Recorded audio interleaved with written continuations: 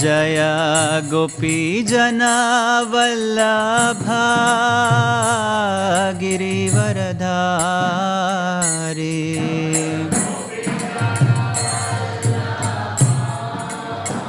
Girivaradhari Yashodanandana Braja Jana Ranjana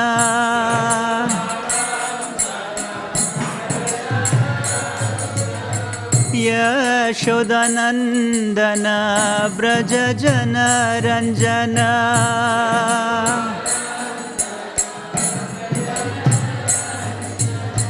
Yamuna Tira Banachari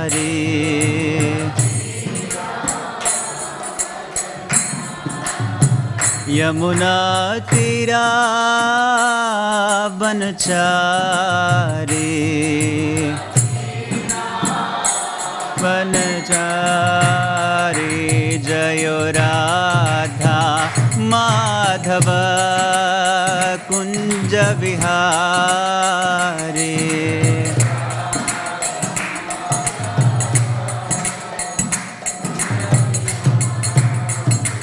Jayo Radha Madhava Kunja Vihari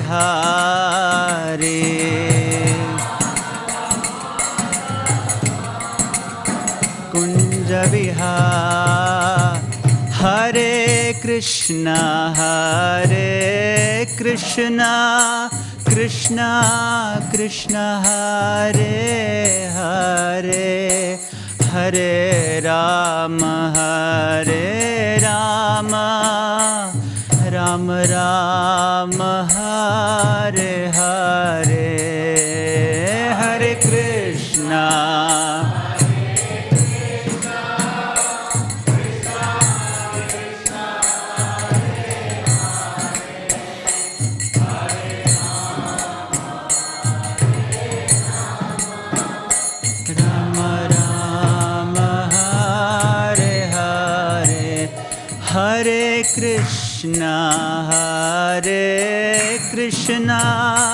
Krishna Krishna Hare Hare Hare Rama Rama Rama Hare Hare Hare Krishna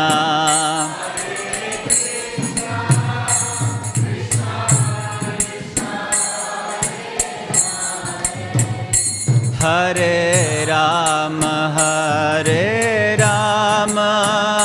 Rama Rama Hare Hare Hare Krishna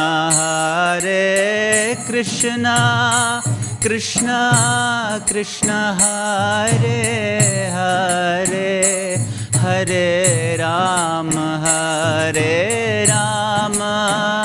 Rama Rama Hare Hare Hare Krishna Hare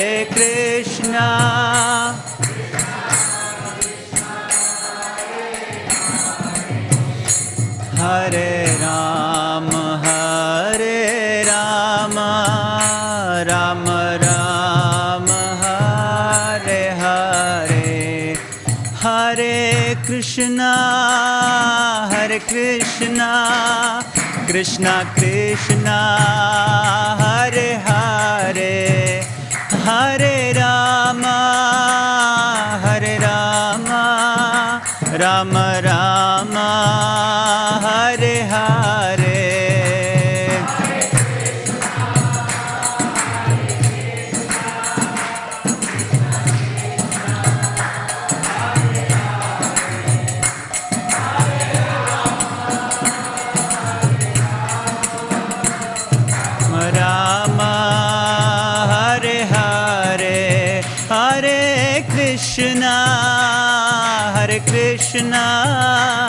Krishna Krishna Hare Hare Hare Rama Rama Rama Hare Hare Hare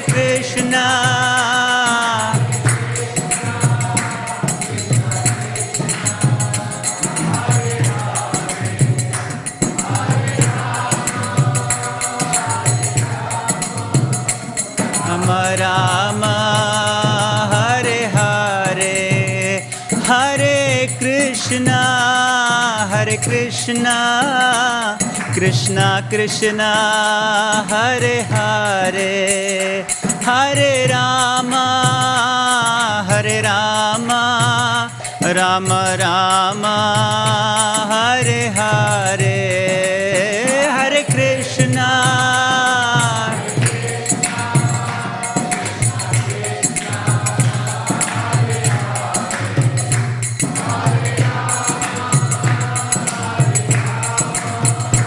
Rama Rama, Hare Hare, Jayo Radha, Vallabha Radha, Vallabha Shri Radhe.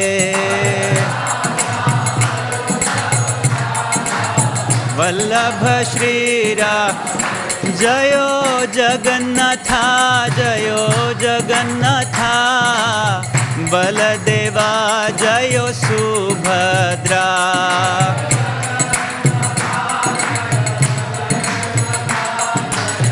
Baladeva, Jayo Jayo Gauranitai, Gauranitai, Gauranitai, Jayo Gauranitai.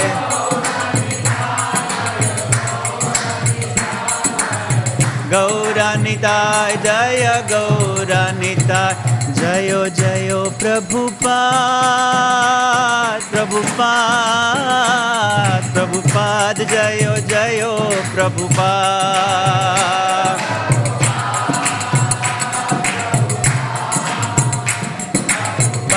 Jaya Jayo Prabhupada.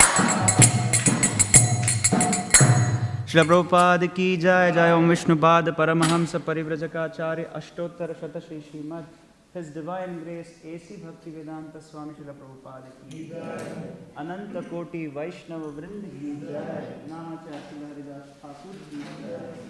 प्रेम से कहो श्री कृष्ण चैतन्य प्रभु नित्यानंद श्री अद्वैत गदाधर शिवासादि गौर भक्त वृंद की जय। श्री श्री राधा कृष्ण गोप गोपीनाथ श्याम कुंड राधा कुंड गिरि गोवर्धन की जय। ग्रंथ राज श्रीमद् भागवतम की जय। निताय गौर प्रेमानंदे।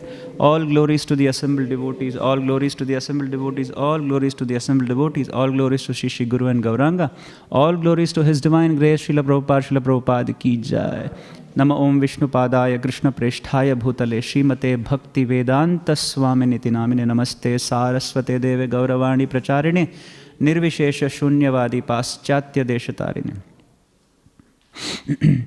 Om Namo Bhagavate Vasudevaya.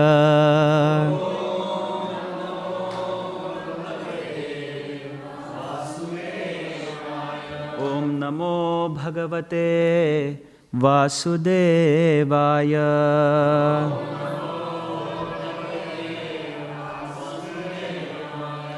Om Namo Bhagavate Vasudevaya.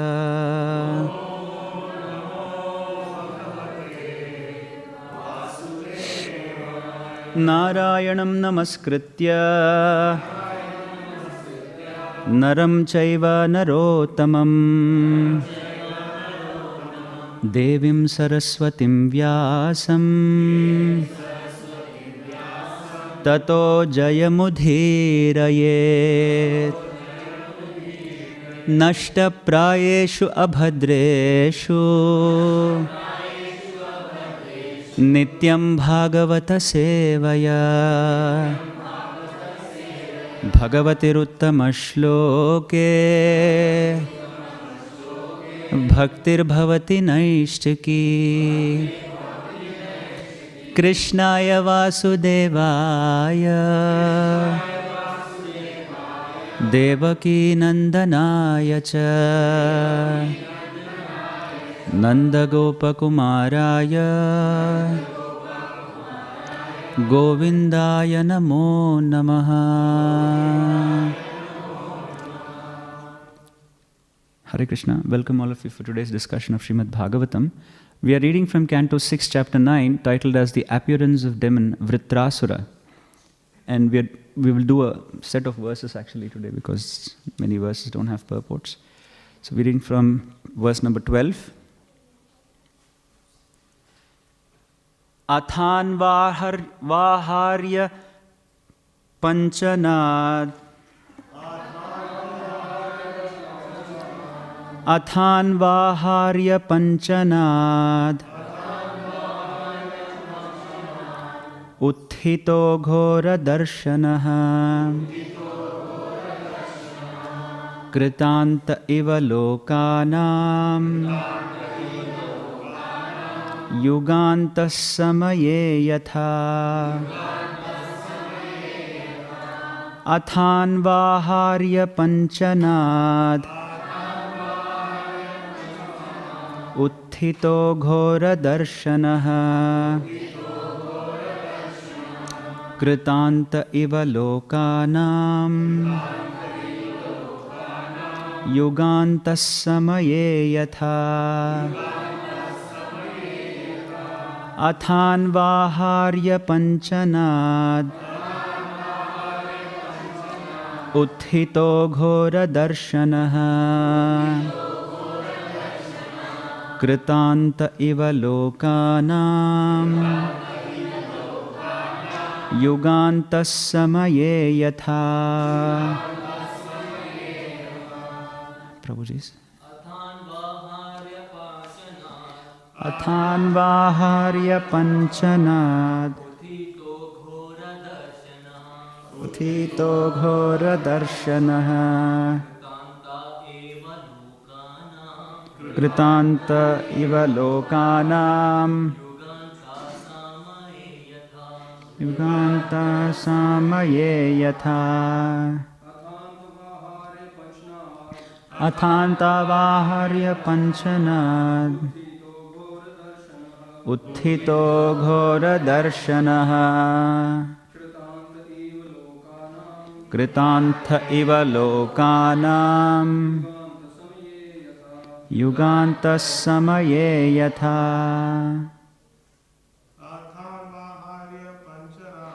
Athan vaharya panchanad. Utthito ghora darshanaha. Kritanta iva lokanam.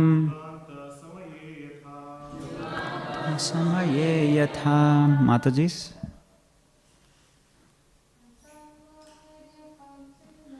Athan vaharya panchanad. Utthito ghora darshanaha. Kritanta iva lokanam. Yuganta samaye yatha.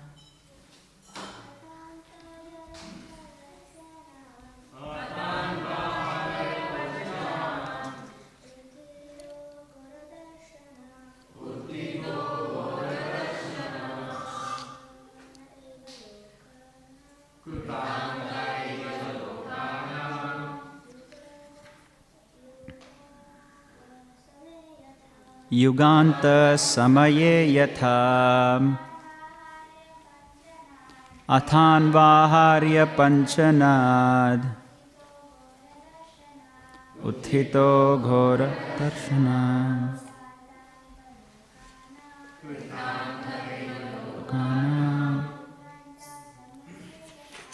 Yuganta samaye yatha. Athan vaharya panchanad. Utthito ghora darshanaha. Thantha iva lokanam. Yoganta. Word to word translation. Atha, thereafter. Anvaharya panchanad. From the fire known as Anvaharya. Utthitaha, arisen. Ghora darshanaha, appearing very fearful. Kritantaha, personified annihilation. Iva, like. Lokanam, of all the planets.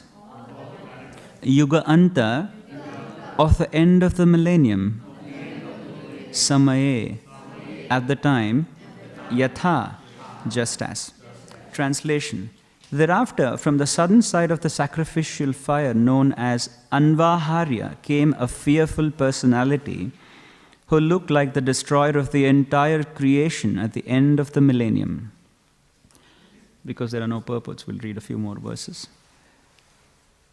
Verse number 13 to 17. Like arrows released in four directions, the demon's body grew day after day. Tall and blackish, he appeared like a burnt hill and was as lustrous as the bright array of clouds in the evening. The hair on the demon's body and his beard and mustache were the color of melted copper, and his eyes were piercing like the midday sun. He appeared unconquerable, as if holding the three worlds on the points of his blazing trident. Dancing and shouting with a loud voice, he made the entire surface of the earth tremble as if from an earthquake. As he yawned again and again, he seemed to be trying to swallow the whole sky with his mouth, which was as deep as a cave. He seemed to be licking up all the stars in the sky with his tongue and eating the entire universe with his long, sharp teeth. Seeing this gigantic demon, everyone in great fear ran here and there in all directions. That very fearful demon, who was actually the son of Tvashta, covered all the planetary systems by dint of austerity. Therefore, he was named Vritra, or one who covers everything. Purport: in the Vedas it is said, Sa ima lokan avrano tad vritrasya vritratvam. Because the demon covered all the planetary systems, his name was Vritraswara. 19. The demigods, headed by Indra, charged the demon with their soldiers, striking him with their own transcendental bows and arrows and other weapons, but Vritrasura swallowed all their weapons. Struck with wonder, 20. Struck with wonder, the disappointment upon seeing the strength of the demon, the demigods lost their own strength. Therefore, they all met together to try to please the Super Soul, the Supreme Personality of Godhead, Narayana, by worshipping him. 21. The demigods said, the three worlds are created by the five elements, namely ether, air, fire, water, and earth, which are controlled by various demigods. Beginning from Lord Brahma, being very much afraid that the time factor will end our existence, we offer presentations unto time by performing our work as time dictates. The time factor himself, however, is afraid of the Supreme Personality of Godhead. Therefore, let us now worship that Supreme Lord, who alone can give us full protection. Purport: when one is afraid of being killed, one must take shelter of the Supreme Personality of Godhead. He is worshipped by all the demigods beginning from Brahma, although they are in charge of the various elements of this material world. The words Bibheti Yasmat indicate that all demons, regardless of how great and powerful, fear the Supreme Personality of Godhead. The demigods, being afraid of death, took shelter of the Lord and offered him these prayers. Although the time factor is fearful to everyone, fear personified is afraid of the Supreme Lord, who is therefore known as Abhaya, fearless. Taking shelter of the Supreme Lord brings actual fearlessness, and therefore the demigods decided to take shelter of the Lord.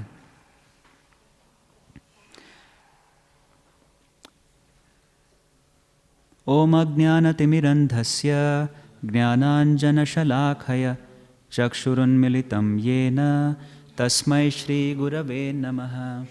Shri Chaitanya Manobhishtam Sthapitam Yena Bhutale Swayam Rupa Kadamahyam Dadati Swapadantikam Vandeham Shri Guru Shri Yuta Padakamalam Shri Gurun Vaishna Vamscha Shrirupam Sagrajatam Sahagana Raghunatanvitam Tam Sajivam Sadvaitam Savadhutam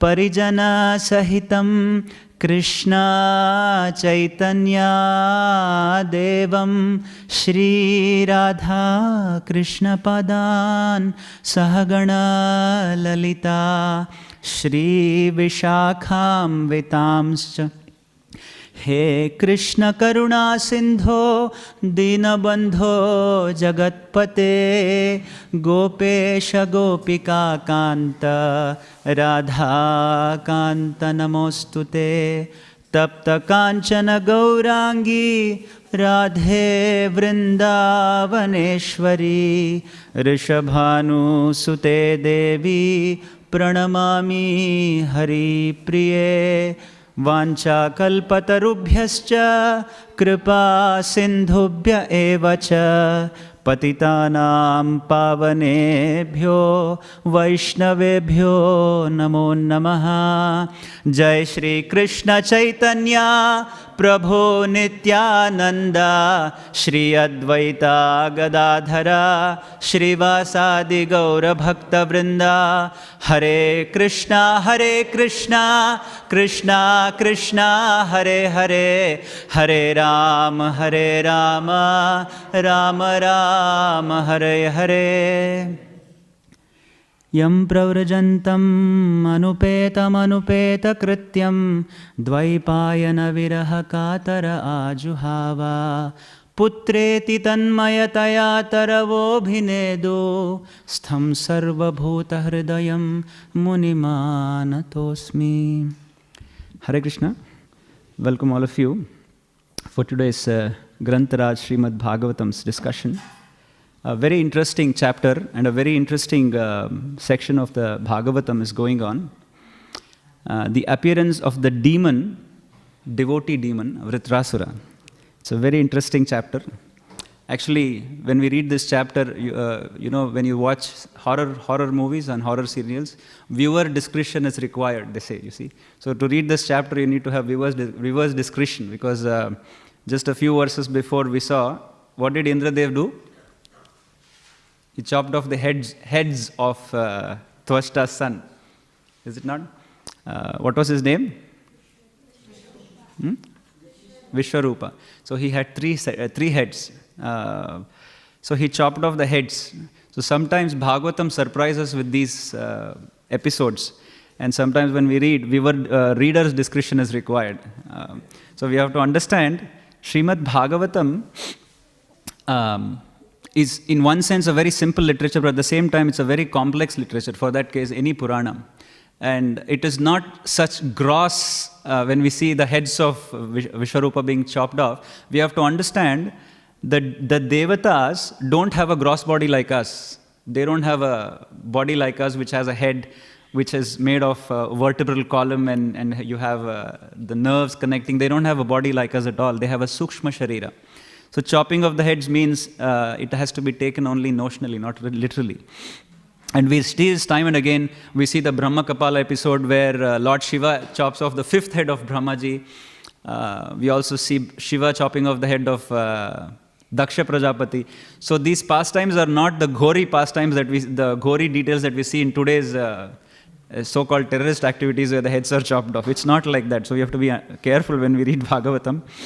Now in this section, what has happened? The birth of Vritraswara is discussed here. What's interesting is, just to understand a few verses before, there was Tvashta who got angry. Why did he get angry? Because Indradev killed his son. And why did Indradev kill his son? Vishwarupa? Because Vishwarupa was cheating. Is it not? He was cheating or not? He was cheating. Now imagine you are calling a pujari to your house and you are asked to do a Satyanarayana Katha for the well-being of your family. Or let's say you have called to get your daughter or son getting wedded.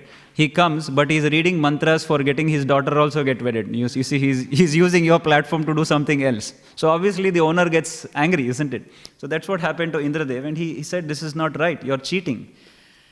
In fact, just to understand, the yagna, when the yagna is done, devatas thrive on the ajya. Ajya means the ghee that is poured in the oblations. Ajya meva tushtihi. So they get tushti, they get strength by the ajya that is poured. But the same strength can also be given to the demons if the consciousness, so it is not the activity itself, it is the consciousness. So Tvashta was offering it to the devatas and was also offering it to the demons. So as a result of that, the demons also were getting strengthened up. So that's why Indra said, you are actually strengthening up the demons, which is not right, and you are doing, you are cheating. So because of this, Tvashta became angry. So he had to, then he decided to beget another son who can kill Indra. So the intention of Tvashta, you have to understand.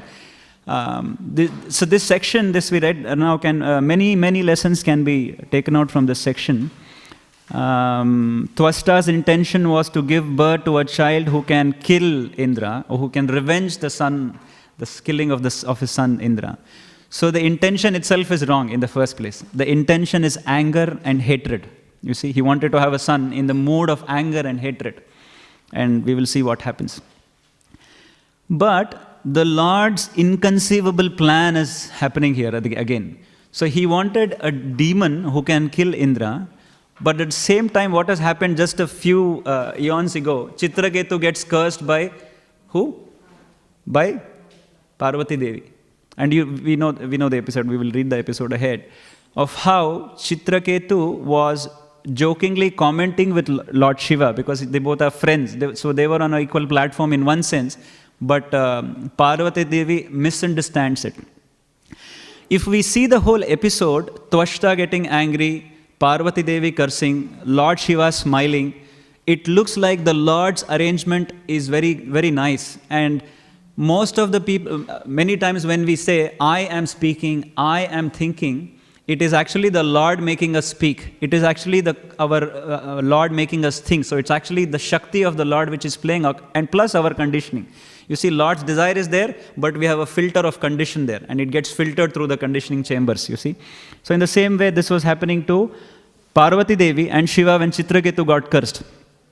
So Parvati Devi says, oh, Brahmaji did not find fault with us, and Parvati Devi was sitting on the lap of Lord Shiva. So Chitraketu says, how wonderful it is that Lord Shiva, who is so in Vairagya, he sits like this in front of the sages. So how wonderful Shiva's pastimes are. But Parvati Devi takes it as a different way. She says, oh, he is finding fault with you, my dear Lord, and with us. Brahmaji, Narada Muni, and the sages who are sitting ahead haven't found fault. But this guy thinks he is senior to you. So he is finding faults. So see, many a times, when something is said, it depends on the consciousness of the person who is hearing it. It is not what has been said. They say in English, my words in your mouth, something like that. So it is not, sorry? Don't put your words into my mouth, you see. So in the same way, Parvati Devi misunderstood Chitraketu. But she's also known as what? She's also known as Mangala Gauri. So Parvati Devi can never be inauspicious. So this is always we see, devotees can never be inauspicious, especially exalted devotees like Lord Shiva, Goddess Parvati and all. So when they get some doubts, whatever they speak will always be auspicious. So in this case, what has happened? Chitraketu said something, but by then Chitraketu was a pure devotee of the Lord. And of course, the Lord had to make an arrangement for him to get back to Godhead. But probably there was some residual karma left. So the Lord was, Lord's plan is perfect. So he says, okay, now I will instigate Parvati Devi to misunderstand. And Lord Shiva knew all of this. So, he's always mandasmita. He just smiles. Lord Shiva just smiles, whatever you say. And then Parvati Devi, after she curses Chitraketu to become a demon, then actually Lord Shiva chastises Parvati Devi to say, this is not right what you did. Although Lord Shiva knew, he's Trikala Gnani. So he knew that the demon's birth was actually an auspicious birth in one sense. So, here we see speaking also as a function which the Lord governs.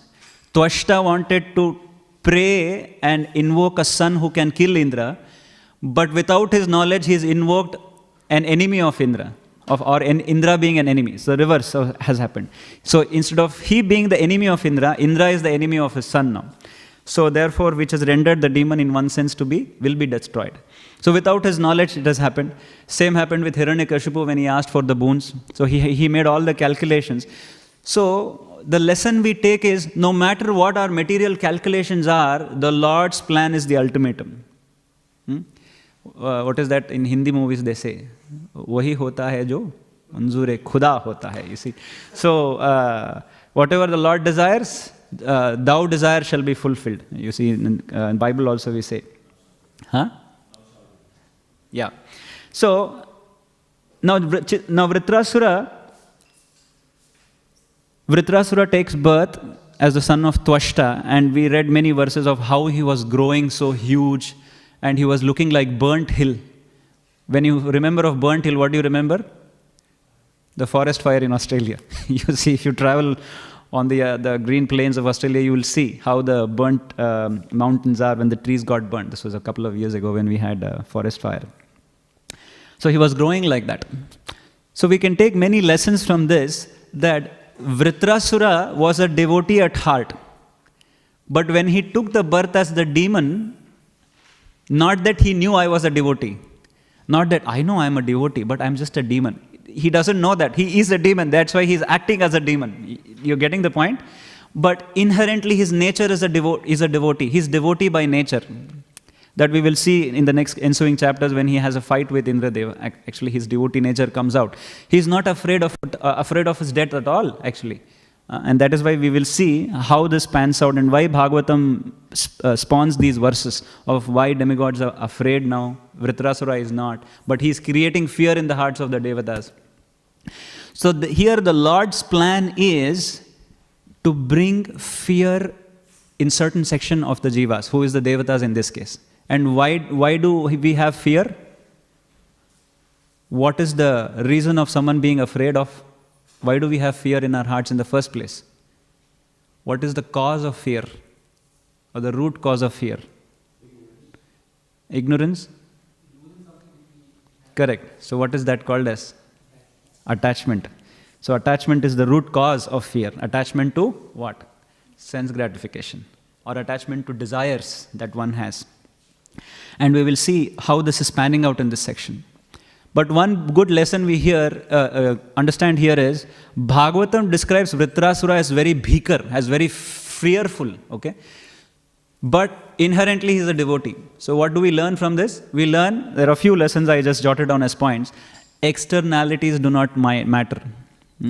What does it mean? Some people might be very ghastly looking, but they might be very clean at heart, very good at heart, or very devotional at heart. At the same time, some may be very beautiful to look at, but they may be very ghastly at heart. Can you give me an example? Huh? Putana, one more in the Ramakatha. Shurpanaka, isn't it? So when Shurpanaka comes as a very beautiful lady in front of Rama, and Lakshmana knows. So externalities do not matter. Those who judge them by the book, by the cover of the book, do not know what's in the book.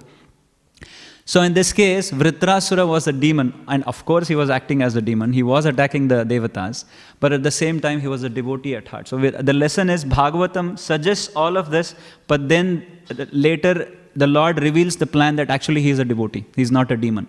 He is not so ghori as he looks like, with a copper-colored mustache. And when I remembered copper-colored, I remember some people put mehendi to their hair and they become copper-colored. So try to avoid, because we might look like Vritrasura's mustache and beard. Okay. Now,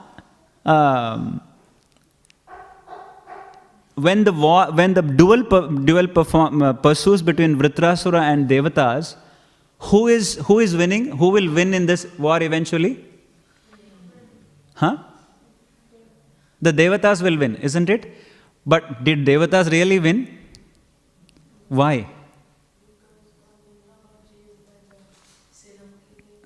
First thing. Second thing? Correct. So, what is apparently winning might not be winning. That we have to understand. Many a times in the material world, we might win certain situations, but this winning might be actually our loss. So in this case, when the Lord arranged the battle between Vritrasura and Indra, we will see how the Devatas have started praying. And it will also link to a beautiful day. Today is a very auspicious day because today is the Disappearance Day of Ramananda. So we will see how this pans out, of why they are praying and how it is connected. So, the Lord has made an arrangement in which the Lord is fulfilling the desires of the Devatas and giving Vritrasura what he deserved. You see, he did not desire liberation, but he got liberation. But the Devatas got back their kingdom. You see, despite, apparently we see Vritrasura losing to Indradev. But we'll see Vritrasura was not fearful of that at all. So it's quite a beautiful picture that Shukadeva Goswami is painting in front of Parikshit Maharaj. So here, Indra was given what he was desired, and the devotee was given what he deserved. Actually, both are devotees. Both are devotees. But what's the difference? One is a Sakama devotee, and other is a Nishkama devotee. One has desires, material desires. Indradev and his followers have material desires, so therefore they'll get. But the other one has Nishkama, so he will get the ultimate, which is finish off your activities in this world and get out of this material world. So that is why the Lord's plan and activities are very bewildering for the mundaners.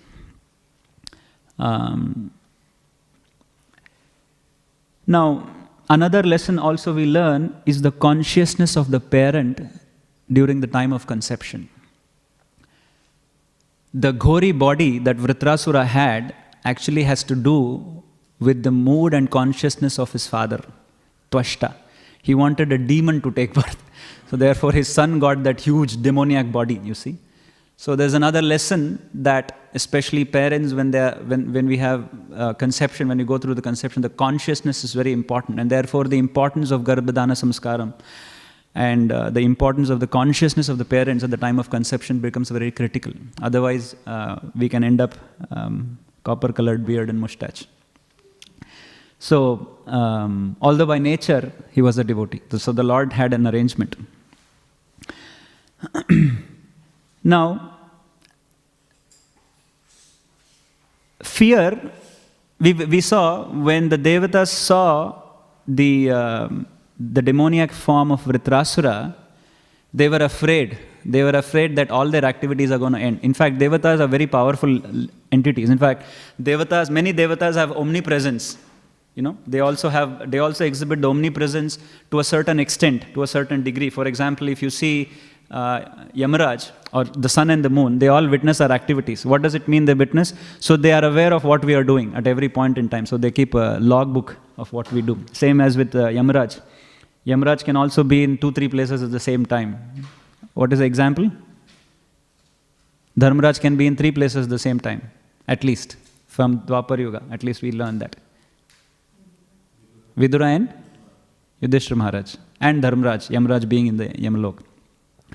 So although being so powerful personalities, they are gripped by fear. So that means fear is a symptom of this material existence. In fact, there is a very famous Subhashita, which our famous SSR teacher, Radha Gopinath Prabhu, quotes in his SSR lectures. I'll just quote the verse.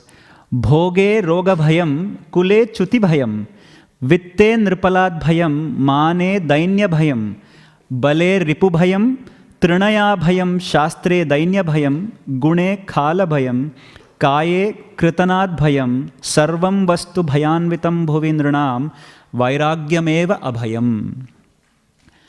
I'll just understand this verse a little bit. Bhoge roga bhayam means, bhoge means people who are indulging in sense gratification. People who are very interested in too much of sense gratification, what are they afraid of? Roga bhayam, disease will come up. So someone who is too addicted to sweets, he is always afraid.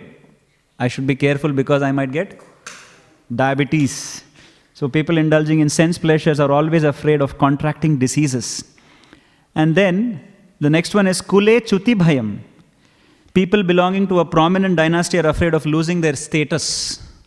Status symbol. We have the queens and kings who feel very afraid of losing their status. And then Vitte Nirpalad Bhayam. Vitte means rich people. Rich people are afraid of being taxed by the king. We see always, lot of rich people only do tax avoidance. People who earn less than, 60, 70K, they are not worried about tax too much. People who have too much money only, they will see, how can I avoid the tax? Because I have too much, so I have to avoid now. So, this is a Shubhashita being written, 5,000, 6,000 years ago, and very nicely they have depicted what is the state. Therefore, they will do all dealings in cash. They will not take it in account-to-account transaction, so they will not pay taxes, you see. The more people earn, the more headache it is. How to save the money, how to save from taxes. Mane dainya bhayam, bale ripu bhayam. Similarly, honorable persons are afraid of being poor. Mane, one who is very respectful, they will think, if people will not respect me.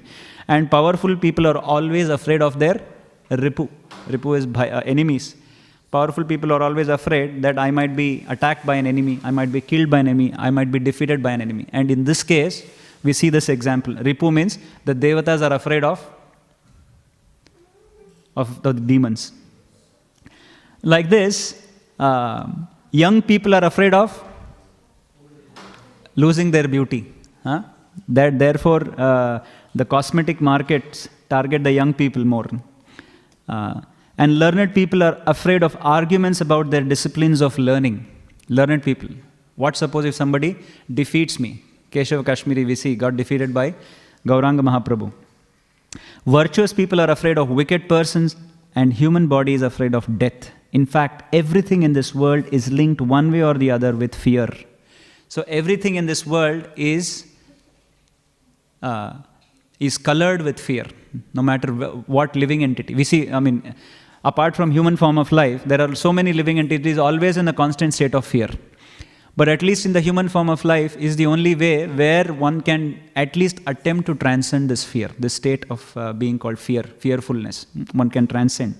And in this verse, Vairagyam eva abhayam, only Vairagyam or detachment can give us fearlessness. Detachment from what? Detachment from matter. So, fear is a symptom of this material world. So what is the solution then? In fact, the only remedy is what the devatas are doing right now. So the 21st verse which we read was the remedy. So they said, they now approach the Supreme Personality of Godhead, and they have now approached to pray to Him to save them from this destruction of the demon. Is it good or not good to pray to the Lord like this? Like the devatas?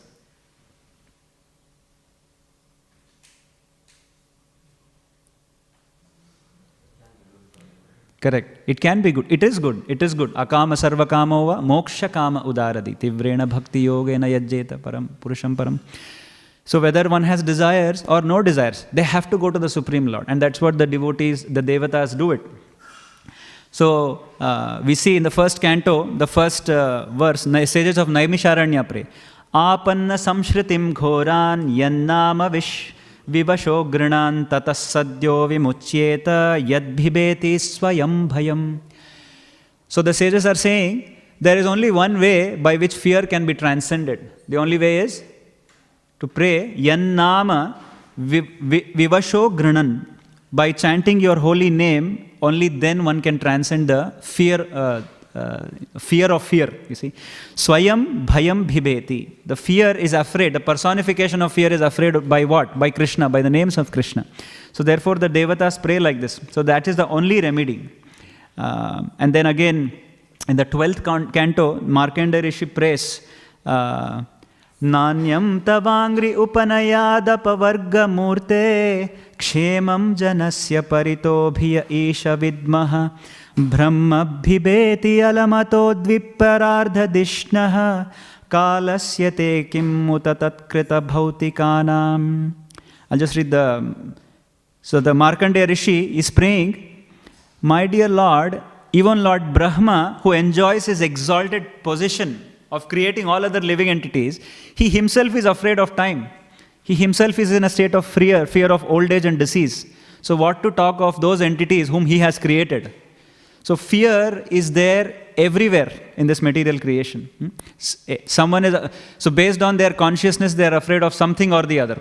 You see? So fear is always there. And the Devatas also pray in the third canto, Namamate Deva Padara Vindam Prapanna Tapopashamana Artha Patram Yanmulaketa Yatayonja Shoru Samsara Dukkham Bahirukshipanti. So they say, this is just before creation, the Devatas say, we pray to you because you do tapopashamana. Tapa upashamana means what? To remove the miseries. So they pray like this to the Lord. And you are the Artha Patram. You know what's the meaning of Artha Patram? Patram is the leaf. Artha Patram is the leaf which gives you shelter, which is the umbrella. There is the name for Artha Patram is umbrella in English. So your feet is the umbrella which saves us from all the rains of miseries. That's how they pray. So although they pray like this, the catch is, these are exalted prayers of the Devatas, but these prayers, what is the catch? The catch is the intent behind these prayers. So that's why Bhagavatam, in the second verse itself, rejects all these types of prayers in one sense. Dharma projhita kaitavatra paramo nirmatsaranam vedyam vastavam atra vastu shivadam tapatrayon moolanam. The idea is, prayers are not wrong, but the intent. So that is why yesterday Prabhu also was explaining, Sri Krishna Prabhu was explaining, it is not the activity that we do that is important, but the consciousness with which we do the activity is very important. So here the Devatas are praying to protection. For protection of what? For their paraphernalia, basically their life, their belongings and their position as Devatas. So although the prayers are glorious, it is still a catch. The catch is the intent for them to reside happily in this material world. So therefore, when we approach the Lord, when we ask Him for material benedictions, it is still called as Sakama devotion. It is Karma Mishra Bhakti. So therefore, I will summarize and then I'll move on to a very interesting section in the Chaitanya Charitamrita. We will just recollect. It is also famously called as Ramananda Raya Chaitanya Samvad. This section of Bhagavatam is dealing with the appearance of Vritraswara, and now the Devatas have approached and the Lord gives them a solution also how to finish off Vritraswara by the Dichi and his bones, and how a weapon has to be created for the Devatas. Now, amongst all of this, we also see that the prayers of the Devatas, the exalted nature of the Devatas, that they have to approach the Lord when they are in distress, which is what they teach us, that is the lesson we have to learn. But to take it to another level, we also have to learn that how long we are going to pray like this? How long are we going to pray for material benedictions? So when is that point when we come to the point that, Lord, I do not want anything except your service? When do we come to that stage of Shuddha Bhakti?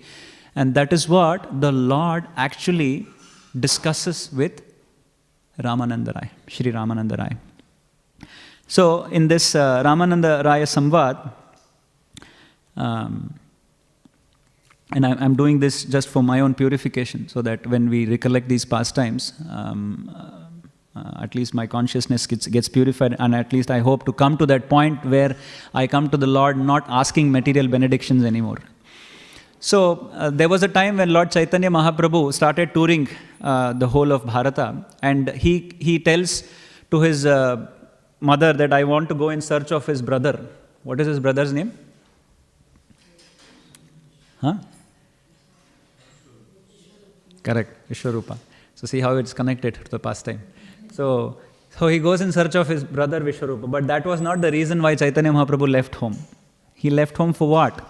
He wanted to meet Ramananda Rai. Who is Ramananda Rai? Correct. In Vrajalila, he is Vishakha Saki. Imagine, such a close gopi. Lalita and Vishakha are the most closest comrades of Radharani. So, the Lord naturally wanted to meet Vishakha Saki. That was the intent. And he had already inspired Sarvabhauma Bhattacharya to mention about Ramananda Rai when he left Puri. So, Sarvabhauma Bhattacharya would have mentioned to Chaitanya Mahaprabhu that when you are passing by the river Godavari, do not forget to meet Ramananda Rai, who is an exalted personality, although he doesn't look like one. So Chaitanya Mahaprabhu keeps touring and he reaches the place, he tours a place near Simhachalam, you know Vishakhapatnam. There's a place called Simhachalam, there is a Narsingha temple, and from there he moves down further south towards the river of Godavari. And near this river, Lord Chaitanya or Gauranga Mahaprabhu stays there and takes some rest, he Vishram. Right then, there is a convoy of government servants who come, and this is Mr. Ramananda Rai. Raya means he's a governor of Madras constituency. So Madras was not the Madras that we see today, so it was almost spread till Vishakhapatnam, almost it was a whole area of the South India province. He was a Kshatriya by nature, and he was reporting to King Prataparudra. So he comes with his convoy and takes bath in the river and offers oblations, and he always is accompanied by Vedic Brahmanas. As Keshav Prabhu was saying, taking bath doesn't mean just taking 3 dips in the river. Taking bath means it entails so many details. It entails offering oblations to Surya Deva, to the forefathers, offering obeisances to Surya Deva and the planetary systems and the Devatas and so on and so forth. So there's a detailed activity that happens. It is just not cleaning the body. Bathing means cleaning the body, that's what we think. But in the Vedic parlance, it's not cleaning the body, it is paying obeisances and expressing gratitude while cleansing the body. And that is why it is prescribed to take bath in a river or sea or in a body of water that is always exposed to the sun. That is the prescription given in the Shastras. How to take a bath means you have to take a dip in water that is exposed to the sun in the daytime. The reason is the sun empowers the water body, whichever body it is, it's a lake or a river or a sea which is exposed to the sun. The energy of the sun is invested in the water, and when people come and take a dip, some of the energy is given to them and some things the consciousness gets purified. So there's a system involved. It's not that we stand under a shower and the shower comes out and we take the chlorine mixed water, chlorine and fluoride mixed water in the houses these days. See, so there's an understanding of how one has to take a bath. So when Ramananda Rai was taking his daily prayers and he was taking his bath, and then his eyes falls upon Gauranga Mahaprabhu.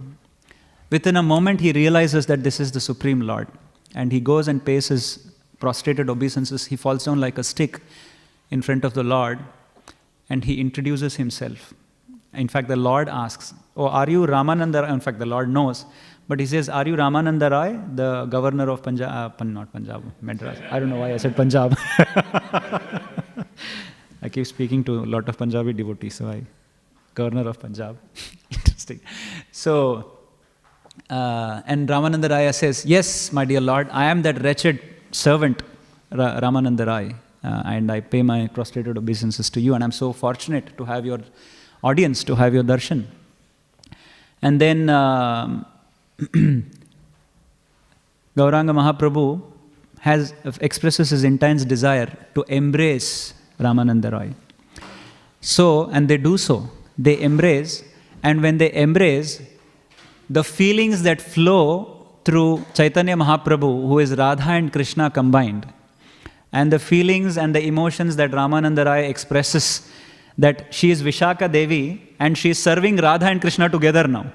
So that is what the feeling exchanges of emotions is happening when they are embracing. So in that embrace, they become so ecstatic, they both become unconscious. Now while this is happening, the Brahmanas, especially the caste Brahmanas, are confused. So their eyes are always looking at Suchi Muchi and calculations of Varnashrama. Sannyasi, Shudra, embracing, Sannyasi becomes unconscious, Shudra becomes unconscious. What's happening? So they will have now material calculations. Sannyasi should not should not, first of all, sannyasis actually don't even pay obeisances to anyone. A sannyasi is ordained to pay obeisances only to 3 people. Who are they? Spiritual master, mother, and the Lord. Yeah, only to 3. They don't, or to another sannyasi, of course, to another sannyasi they have. But other than that, they are not obliged to pay obeisances to anyone else, according to the Varnashrama Achara. But here is a sannyasi who is hugging and embracing and expressing, ecstatic emotions. Because the caste brahmanas, sometimes the computer, when they have some logic that runs bad, then computer becomes and some smoke starts emanating. So the brahmanas were bewildered. So they couldn't understand. So immediately Chaitanya Mahaprabhu and Ramananda Rai understood that they should not display these emotions in front of the naive public, especially the caste brahmana. So we have to, so this is why Yadyat Acharati Shreshta. It's not that the brahmanas are wrong, it's just that their maturity level is not to that level where they can understand the ecstasy of the Lord. So therefore, they withheld their emotions. And then Chaitanya Mahaprabhu, they agreed to meet in the evening, alone, to discuss. So then Ramananda Raya comes back with a very plain clothes, and then he pays his obeisances again to Chaitanya Mahaprabhu, and they start a wonderful discussion, which is called as Ramananda Raya and Chaitanya Mahaprabhu Samvad. And in fact, the pastime is so nice. The 8th chapter of the Madhya Leela goes in detail about this.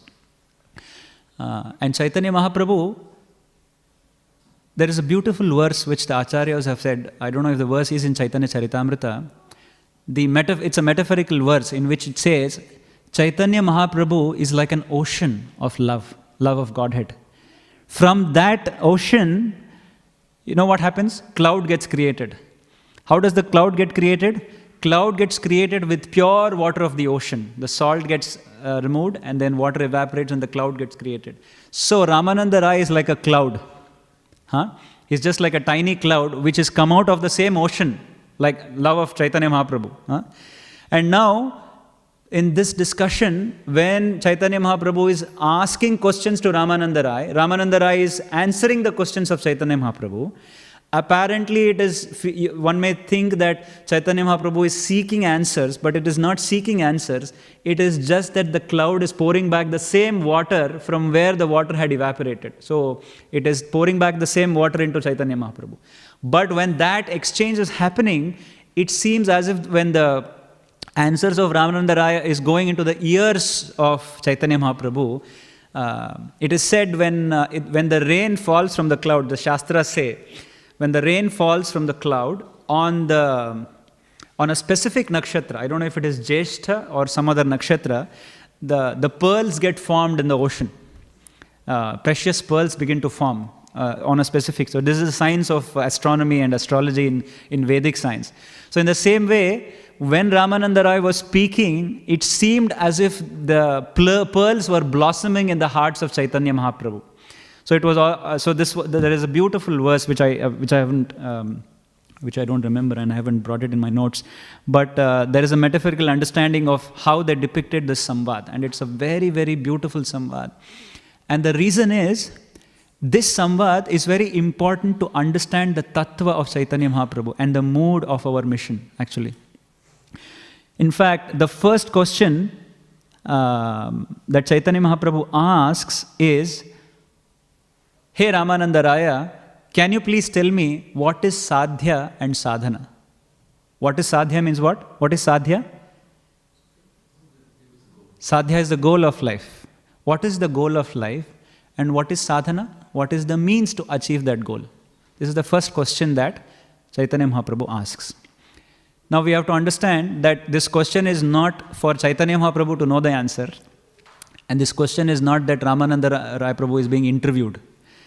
It is just a loving exchange that is taking place between two devotees. And this is what happens when two devotees meet.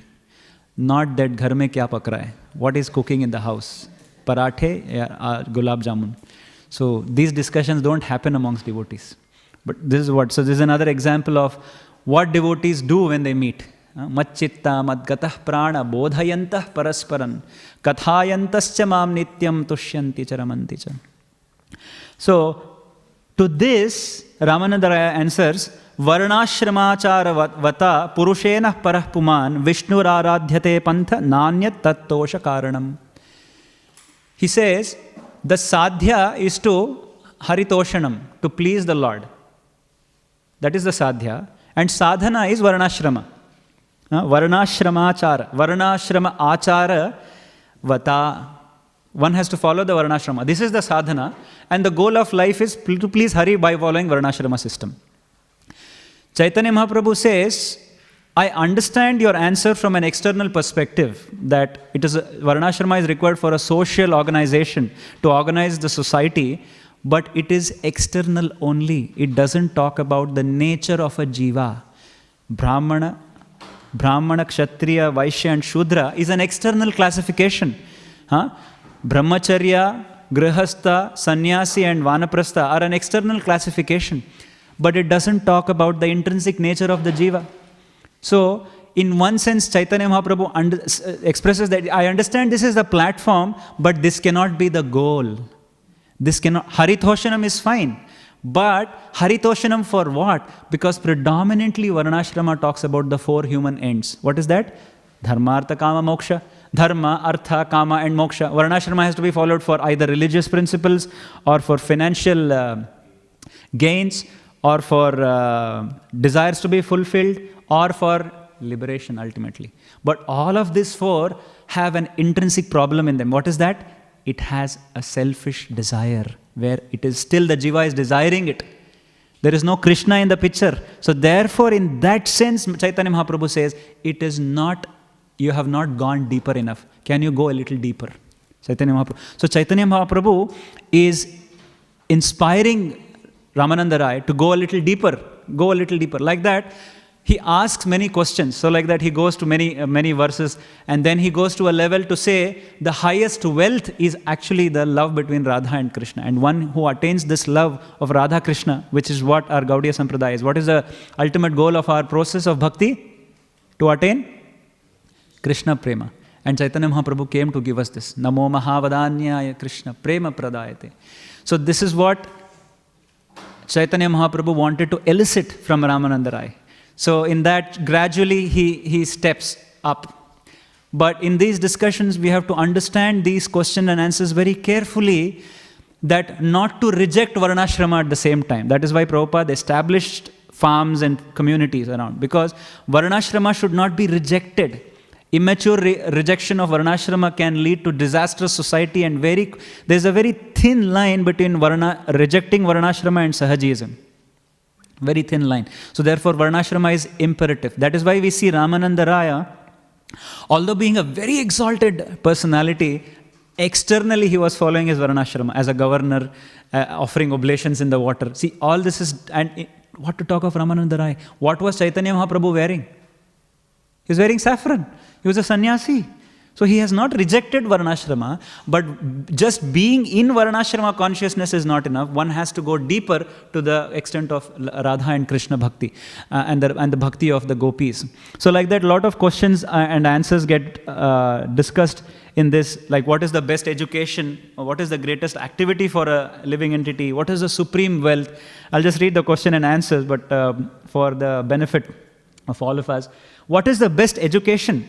Ramananda Raya says, the best education is devotion to Krishna. That is bhakti. To know bhakti, bhakti jnana is, because jnane prayasa, because Ramananda Raya also rejects knowledge, seeking knowledge just for the sake of knowledge.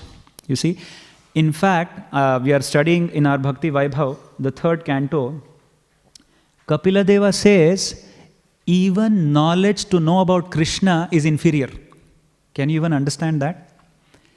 Knowledge to know Krishna also is inferior, because there is still me and I want to get that knowledge to know Krishna involved.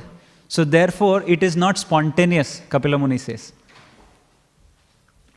Gopis don't want to know about Krishna. Gopis just want to serve Krishna. We don't want to know that who Krishna is, but we just want to love Krishna. So this is the highest stage. It's quite subtle, but it's quite interesting. In the 3rd canto, Kapila Deva's instructions, this is chapter 28, 29 and 30. If you read, you will come to see Kapila Deva says this. And then Chaitanya Mahaprabhu says, what is the greatest activity for a living entity? Ramananda Rai says, Jivera Swarupa Hoy, Krishnera Nitya Das. And then the last, I'll just cut short. The last question, what is the question he asks? What is the supreme wealth of a jiva? What is the wealth? What is the most precious wealth one can have? Krishna? Yeah, the love of Radha and Krishna. This is the supreme wealth.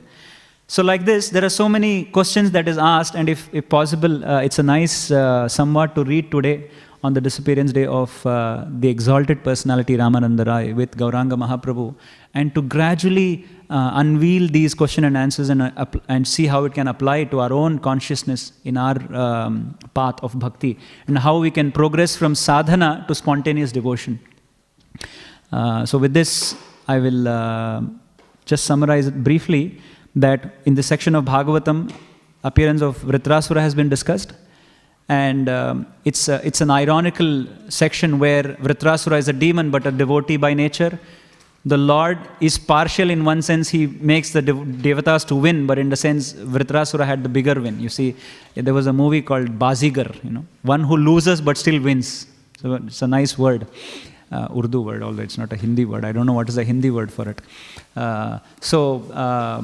And then how it also flows very beautifully to the discussions or the samvad between Ramananda Rai and Gauranga Mahaprabhu, which comes in the 8th chapter of the Madhya Leela of Chaitanya Charitamrita. So I'll stop here. If there are any questions or comments or corrections. Yes, Sri Sevya. Hare Krishna.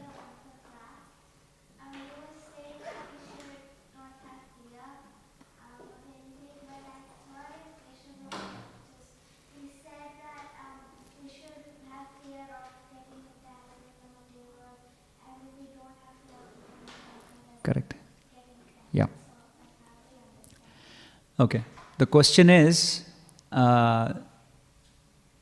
have heard that one should be fearful of this material world, correct? But at the same time, one has to be fearless. How do we understand, or how do we put these two opposing statements together? It's not confusing at all, because fear of material attachment is good. If I'm afraid of material attachment, that I'll get attached to matter, it's good. Fear of this material universe, fear of getting entangled in matter is actually a good fear. We are using, as long as fear is used as a tool to propel me towards Krishna, that is good fear. But as long as I'm afraid of losing my material attachment, that binds me more. You see, anything can be used in this material world for helping me to progress towards Krishna. Make sense? For example, greed. Is greed good or bad? So greed in itself is not good or bad, but how I apply that greed decides whether greed is good or bad. That makes sense? So that's why I said it's not the activity itself of being fearful that is important, but the intent of that activity, the consciousness. So if I'm afraid that I will fall down in this material universe, that's a good fear to have. Correct? So it's a good fear to have so that I'm always oriented towards Krishna. But at the same time, I should not be fearful that I will lose my material qualifications or material attachment. So I should not be fearful of that. So we should be fearless from that perspective, but we should be fearful from this perspective. So it goes hand in hand. Does it answer your question? Yeah, thank you. Okay, we'll stop here. Grantaraj Śrīmad Bhāgavatam ki jai, Śrīla Prabhupada ki jai, Ananta Koti Vaishnava Vrind ki jai, Nitai Gaur Premanande. Nitai Gaur Premanande. Hari Hari Bol.